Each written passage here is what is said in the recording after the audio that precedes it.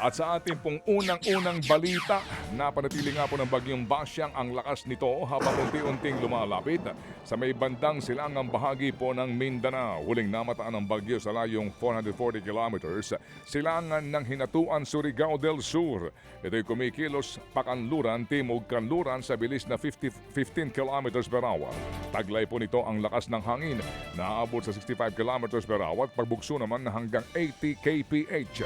At ayon po sa Pag-asa, asahan po na ang malalakas na mga pag-ulan at hatid na hangin sa mga lugar na dadaanan po ng bagyo.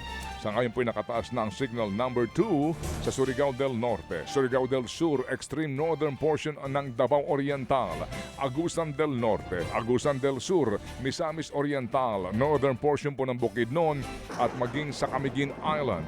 Habang signal number 1 na rin sa ilang bahagi po ng Samar, Biliran, Leyte, Southern Leyte, Bohol, Cebu, Siquijor, Negros Islands, Guimaras, Iloilo at Capiz. Pati po sa southern portion po ng Aklan at ilang bahagi po ng Antique. Nakataas na rin po ang signal number 1 sa ilang pang bahagi ng Mindanao, kasama dyan ang Dinagat Island, ilang bahagi po ng Davao Region, Cotabato, Maguindanao at Zamboanga. At ayon po sa Pag-asa, posibleng tumama sa kalupaan ang bagyong Basyang sa Surigao del Sur ngayong gabi o bukas ng umaga. Sa iba pang balita, insufficient daw in substance kaya ibinasura po ng House Committee on Justice ang dalawang impeachment complaint laban sa Pangulong Bongbong Marcos Jr. Ibig sabihin po niyan, hindi napatunayan ng dalawang nagreklamo sa komite na may impeachable offense ang Pangulo. Unang binusisi ito noong Martes na inihain po ni Attorney Andre De Jesus at ang inendorso naman ni Pusong Pinoy Party List Representative Jet Nisay. Pero sa debate ng mga mambabatas, pinuna na masyado raw nakabase sa hearsay o sabi-sabi, media reports at kulang din sa personal knowledge ang complainant. Naging madugo rin ang pagbusisi sa ikalawang impeachment complaint na inihain naman po ng Bayan at ng Makabayan Bloc. Kabilang sa grounds for impeachment ang alegasyong may kinalaman ng Pangulo sa kickback at budget insertions batay po sa alegasyon ni Zaldico. Pero dahil kailangang may personal knowledge ang naghain ng reklamo at hindi makakaharap si Zaldico, hindi po ito nakalusot. Sa Lunes, February 9, mag-aaproba ng committee report at ito po'y itatransmit sa plenaryo. Doon ito pagbobotohan ng lahat ng mga kongresista kung kakatigan nila ang desisyon ng House Committee on Justice o kaya hindi. Yan po ang binabanggit earlier na yan po ang sinasabing cremation na po ng naturang impeachment complaint. Biguho namang mapatalsik kahapon si Senate President Vicente Soto III matapos nga pong may mga magtangkang siya'y palitan sa pwesto. Mismong si Soto nga po ang nagkumpirma sa tangkang coup d'etat pero ito raw po'y napigilan ng mayorya. Lumutang po ang pangalan ni Senador Loren Legarda bilang posibleng kapalit ni Soto pero ayon po sa pinuno ng Senado napagkasunduan nga nila na magkaroon ng term sharing kung saan po pupunuin o pauupuin din bilang Senate President si Legarda bago matapos ang 20th Congress. Ayon kay Senador Mig Zubiri, nanatiling malakas at buo ang mayorya ng Senado. Samantala, ayon po kay Senator Ping Lacson, hindi pa penal ang nag-leak na draft ng committee report tungkol nga sa investigasyon ng Senate Blue Ribbon Committee kaugnay po ng flood control scandal. Ayon kay Senator Ping, kasama sa draft report ang rekomendasyon na kasuhan po ang ilang dati at kasalukuyang mambabatas. Kasama sa mga inirekomendang kasuhan sina former Congressman Zaldico.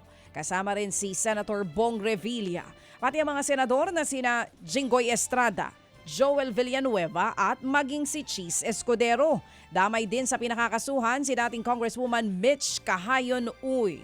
Ayon kay Lacson, 7 pirma na ang nakuha niya sa pinaikot na draft ng committee report. Pero ilang oras nang bawiin naman po ito ni na Senators Miguel Zubiri, JV Ejercito at Win Gatchalian. Sa ngayon, ayon po kay Lacson, kailangan niyang makakuha ng 11 pirma mula sa 20 miyembro ng komite. Kung walang sapat na bilang, wala siyang maire-report sa plenaryo at walang makokonsiderang final report. At yun na nga ang ating naipaliwanag kanina, baby girl. Sa ilang pang balita naman po'y pinatawan muli ng panibagong suspensyon si Cavite 4th District Representative Kiko Barzaga. Sa botong 238 affirmative votes laban sa 10 immediately suspended without pay si Barzaga. 5 araw lamang yan mula po nang matapos ang naunang 60-day suspension na ipinataw po sa kanya.